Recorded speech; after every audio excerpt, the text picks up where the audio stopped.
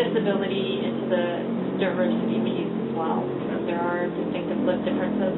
Disability intersects all genders, races, sexual orientation as well. So it's the highest minority population in the United States, but yet there's still a lot of things that are misunderstood about the area of disability.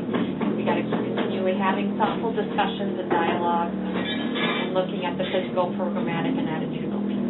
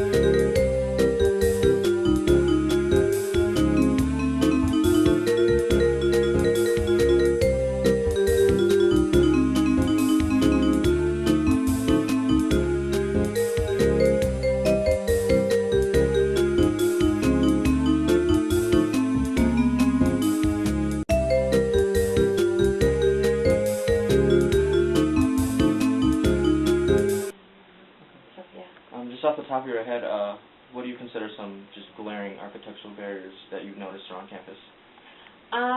There's definitely a few, I alluded to, some of the classrooms that have stairs-only access. I think that when, for example, some of the doors are heavier than, it might be accessible to get in the room, but students can't physically pull the doors open. That's not really true independence when you have to rely on a surrogate to hold the door for you. And then when, let's say, a power door or something happens to like a big auditorium room, that really creates a snowball effect, so to speak. Like one year, the Alfgeld 314 classroom, which I think that's an elevator. You got to obviously take the elevator up.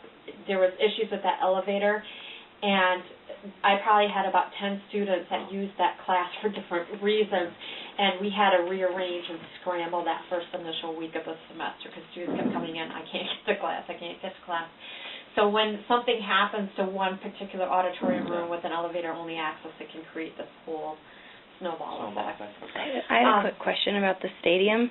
What do you think about the stadium setup, like the football stadium, because it's very inaccessible? Well, they did the whole renovation the last couple of years, and where the students have to set, they could have designed it so that students were better integrated into the student section, where they're still on that platform that's separate from the band and that's separate from the Orange Crush area. They could have done a better job with that, in my opinion.